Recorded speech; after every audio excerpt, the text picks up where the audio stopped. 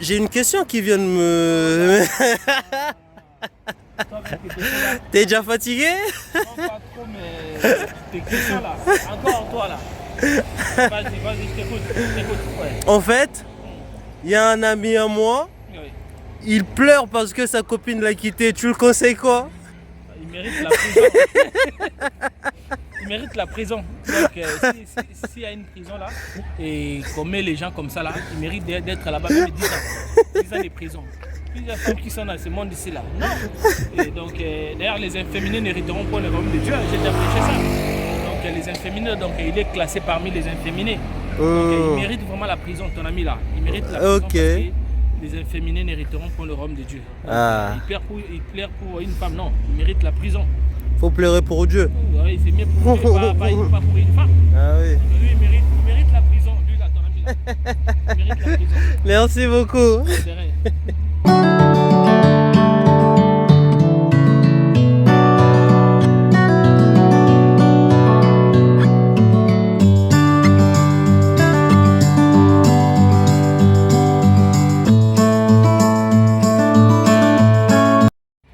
Waouh, c'est beau aujourd'hui là. Ah ouais, il fait très beau aujourd'hui. Hein. Oh là là là là là là là là là là.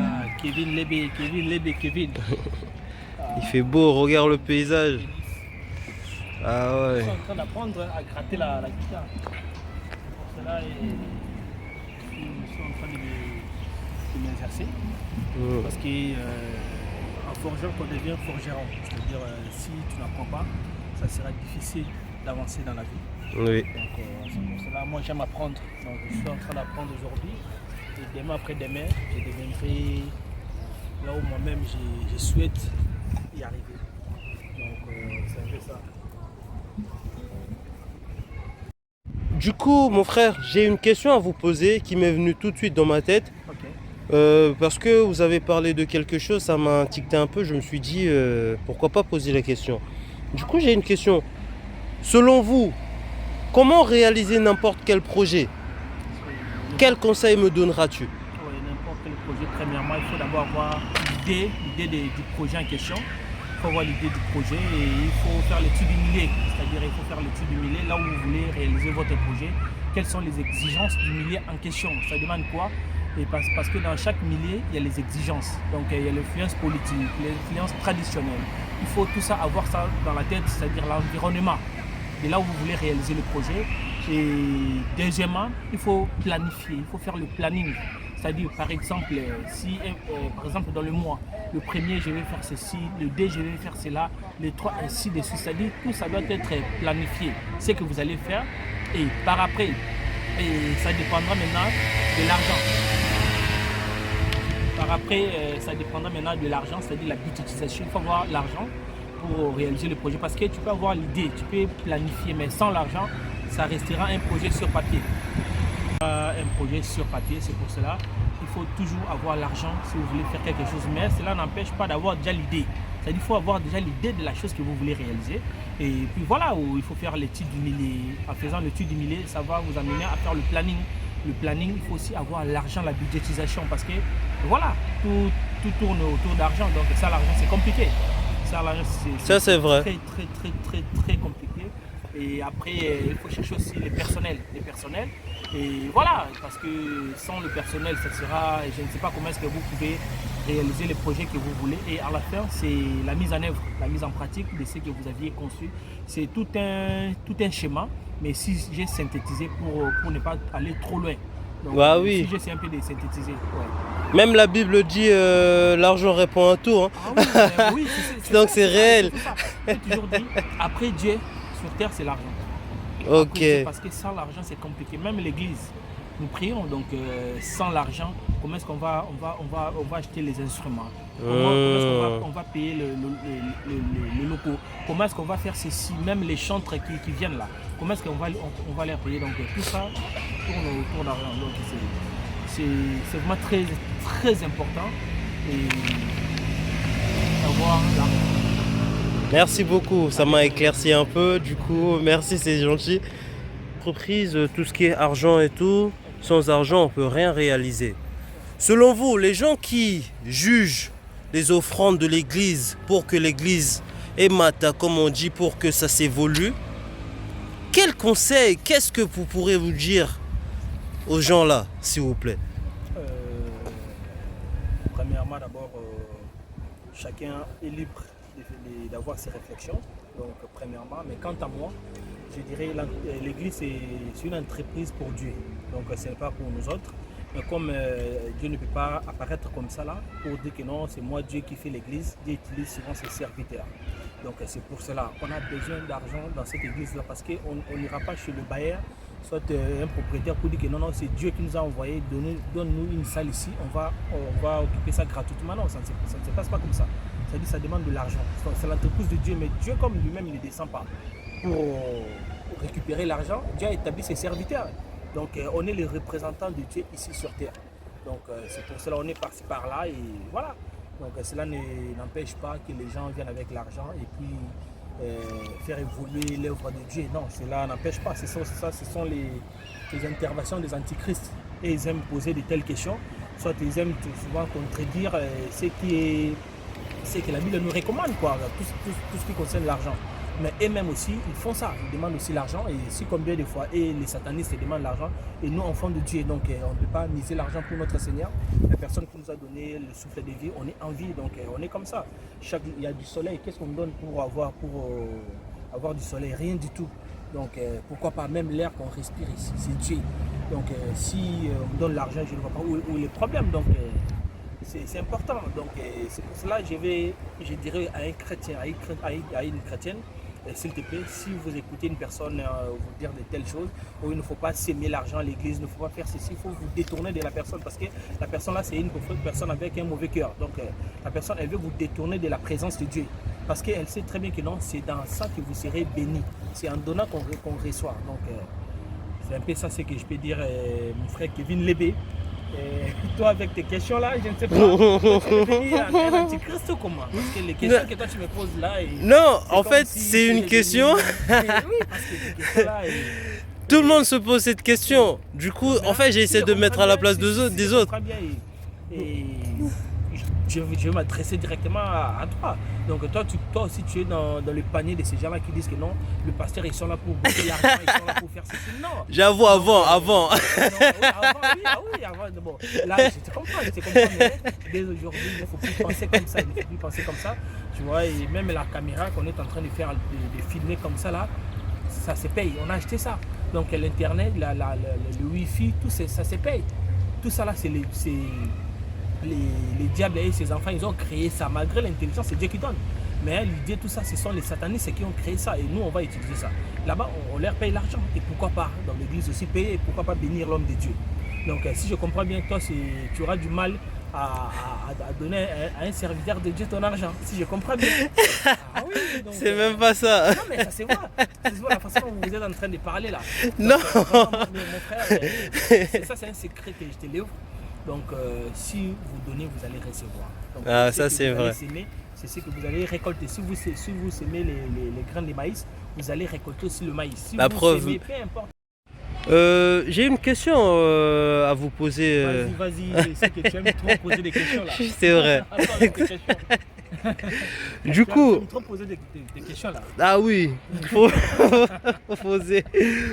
Du coup, ma question est la suivante. Okay. En tant que chrétien, quel conseil donneras-tu par rapport à tout ce qui est sujet réseaux sociaux? Sujet réseaux sociaux. Premièrement, on doit savoir, nous chrétiens, on doit savoir que les réseaux sociaux,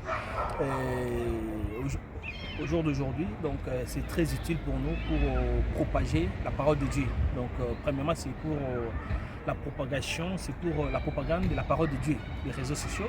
Et on est en train de voir aujourd'hui, il y a pas mal de réseaux sociaux, il y a Facebook, il y a YouTube, il y a beaucoup, il y a Facebook, donc il y a plusieurs, il y a Snap, il y a TikTok, il y a pas mal de réseaux sociaux. Tout ça c'est pour faire la propagation de la parole de Dieu, pour faire la propagation de l'œuvre de Dieu. Vraiment, je dirais aux chrétiens, et d'être conscient, c'est-à-dire dans nos réseaux sociaux, nous, ce n'est pas pour faire n'importe quoi, mais plutôt c'est pour évangéliser, c'est pour faire l'évangélisation dans nos réseaux sociaux. Donc ça, c'est ça le but, parce que si on ne fait pas l'évangélisation, c'est-à-dire nous sommes allés dans le cas du diable, parce que l'objectif du diable, c'est de détourner les enfants de Dieu de la présence de Dieu. C'est pour ça qu'il a créé les réseaux. Et nous aussi, comme on est aussi intelligent, pardon, donc on a pris ça, on a saisi cette opportunité pour véhiculer aussi les messages de Dieu. Vraiment que ce soit un canal et vous et moi, on doit faire l'évangélisation de la parole de Dieu donc, dans des réseaux sociaux, dans nos réseaux à nous, parce qu'aujourd'hui, dans le 21e siècle que nous sommes, donc nous tous, la majorité des personnes, nous utilisons les réseaux sociaux d'une manière ou d'une autre. Donc vraiment, et voilà, faisons l'évangélisation de la part de Dieu. Donc c'est un peu ça, je ne sais pas si tu as une autre question concernant ça, je ne sais pas. Mon vieux, mon frère Chris. Là, je sais que tu vas me tuer aujourd'hui, là, parce que la façon dont je te vois là, et je sens que tu es excité là. C'est la première fois que je me mets devant la caméra, du coup, je me lâche un peu. Ouais. Du coup, j'ai une question à vous poser, mon frère. Ok, vas-y. Est-ce que c'est normal qu'une femme fasse le premier pas chez un homme et pourquoi? Je savais déjà tes questions là, je savais déjà. Oh là là. Ah oui. Bon, comme c'est une émission, je suis censé te répondre parce qu'il y a les gens qui sont là en train de me suivre. Donc voilà. Bon, je ne vois pas le mal si la femme elle fait le premier pas vers l'homme. Donc parce qu'il y a les hommes timides, il y a les hommes Comme moi par exemple. Comme toi, tu es un homme Je savais que timide. Comme lui là, c'est un homme timide. Donc Je savais que t'allais dire ça. ouais, donc il y a les hommes timides comme toi-même. Il y a les hommes timides. Ça peut arriver, la femme elle remarque que non. Et son homme, il est timide. Et puis voilà, elle fait le premier pas. Elle fait le premier pas. Mais peut-être elle ne viendra pas te dire directement que non, voilà. Mais elle a plusieurs manières, plusieurs façons de faire procéder comprendre, pour te on faire va comprendre dire, que non, elle est vraiment intéressé intéressée par par toi. Et voilà. D'accord. Donc voilà, je ne vois pas où il est mal parce qu'il y a les gens qui se posent trop de questions.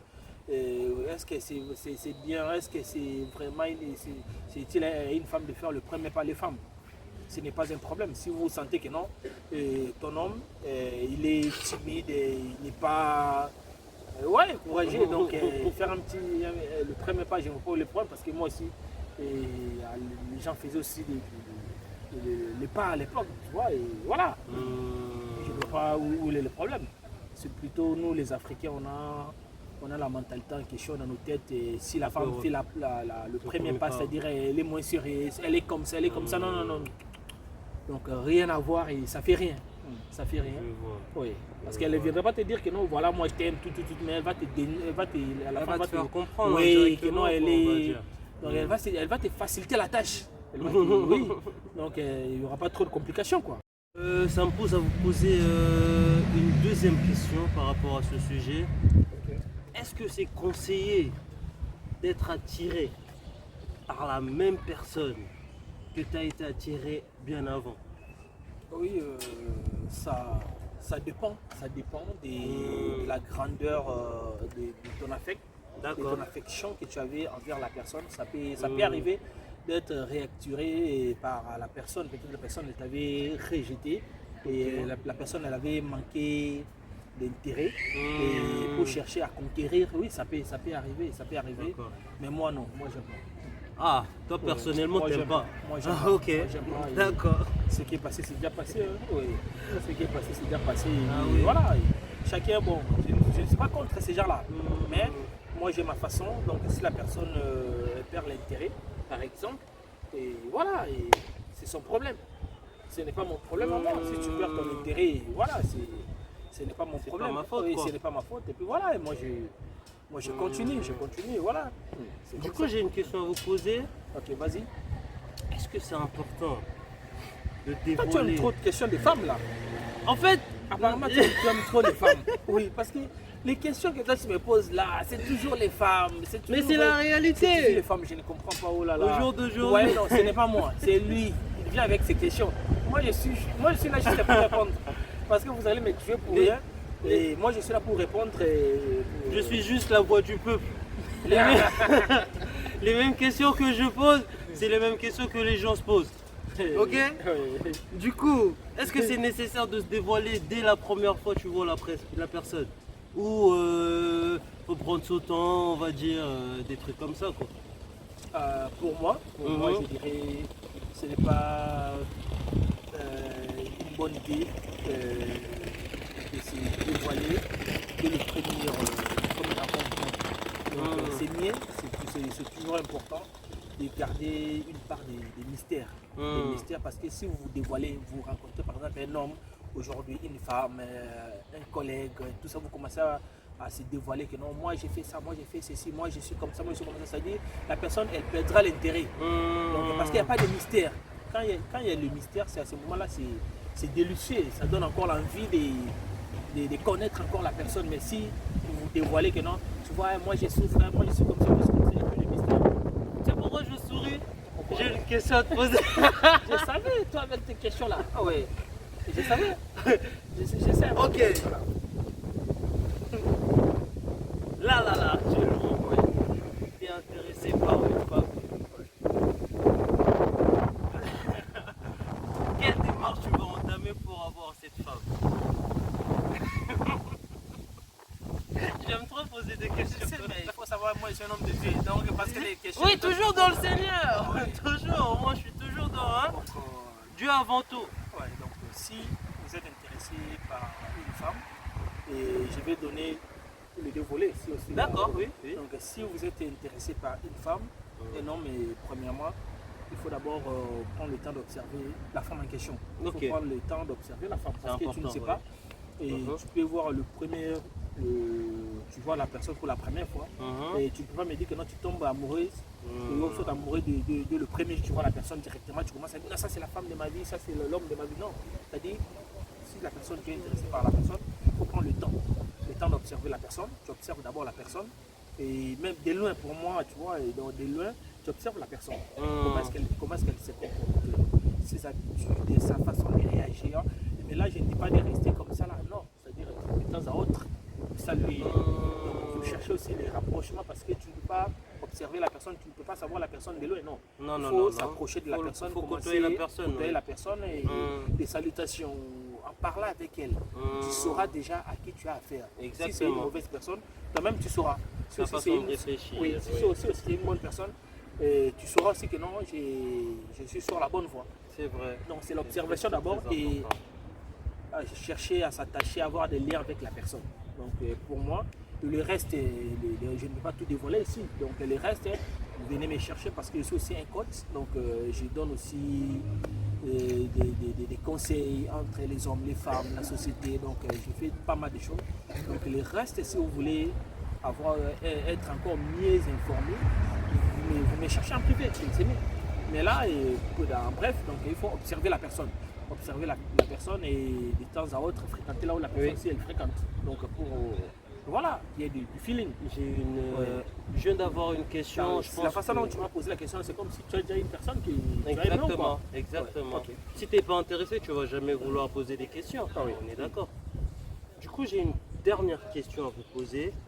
C'est vraiment une question qui m'est venue tout de suite là actuellement. J'avais une autre question, mais celle-là, elle est plus importante. Moi, j'aime trop poser des questions, moi. Oui.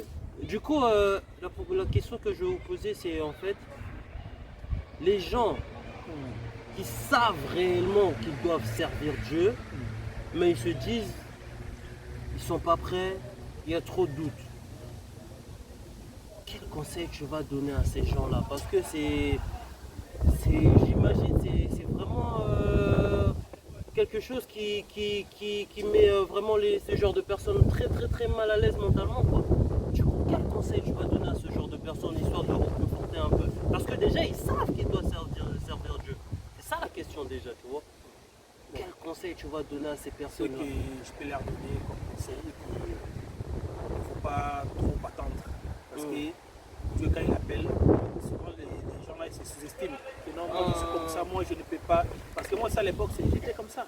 Moi à l'époque, j'étais comme ça, je me disais, ah, moi je ne peux pas parler devant les gens. D'accord. Moi j'étais une personne trop timide. Je suis trop timide, je ne parle pas beaucoup. C'est ça aussi, c'était mon handicap. C'est ça aussi, c'était mon obstacle. Mon obstacle, c'était la timidité. Tu vois, c'est-à-dire, il faut casser la barrière que vous avez dans la tête que non, moi je ne peux pas faire ça, moi je ne peux pas faire ça. Non, commence avec ce que toi tu as. Exactement. Ne repousse pas que non, j'attends. Non, il ne faut pas attendre parce qu'à force d'attendre là, le temps passe. et vous serez perdant. Donc c'est vrai. mieux de capitaliser et allez-y avec la force que vous avez parce que Dieu nous appelle tel que nous sommes, tel que la personne elle est. Venez à lui, même il va vous façonner et puis voilà, vous allez évoluer, n'attends pas. Oui. Commence avec ce que tu as et le reste, oui voilà, ça va aller. C'était vraiment une question qui me tenait à cœur. Hein. Ah oui. Du coup, désolé, hein, j'ai posé cette question parce que j'en fais partie. J'en fais partie, c'est compliqué un peu dans ma tête, du coup, et je sais que je suis pas la seule personne, du coup, j'ai voulu poser cette question, peut-être ça peut aider une personne. Moi, actuellement, ça m'a aidé, du coup, voilà. N'hésitez pas à poser des questions, moi je pose des questions, hein. Vous avez entendu, je m'appelle Monsieur Question. C'est mes questions, donc Kevin Lébé, de temps à autre, il est derrière la caméra, mais aujourd'hui vraiment, et c'est un grand plaisir. Merci. De t'avoir dans l'émission et que le monde entier aussi vous voyez aussi parce que de temps à autre c'est votre voix qui nous écoute. Maintenant aujourd'hui là, vous avez vu la personne, c'est lui qui est souvent derrière la caméra. C'est Kevin Lébé. Donc mais c'est timide, mais il aime trop poser des questions. Ouais, timide, mais on va dire timide, faux timide. Timide, on va dire à moitié timide, mais envergure, on va dire. Vous en êtes où? Aujourd'hui, il y a vraiment une grande évolution. Il y a une grande évolution, une très grande évolution. Oui. Par rapport aux années antérieures. Donc aujourd'hui, je suis vraiment communion avec mon Dieu. Donc voilà, ça évolue très bien et ce n'est pas par ma propre force, mais par son aide et par son esprit. Donc, son esprit saint qui est là en train de m'aider parce que c'est qu'il y a trop de choses. Donc nous tous on est des pécheurs. Et on fait un effort si je tombe de me relever, de demander pardon. Vraiment, je suis en train d'évoluer très bien pour le moment et pour les jours à venir. Donc ça va. Et il y a souvent des hauts et des bas, c'est tout à fait normal. C'est la vie spirituelle, c'est la vie chrétienne. Donc, mais là c'est bon. Et l'encadrement aussi, ça se passe bien avec mon pasteur Didier. Bonjour papa. Oui, le pasteur Didier, l'encadrement, ça se passe très bien. Et voilà, donc il n'y a pas de mauvaises choses quoi. Donc voilà, ça va.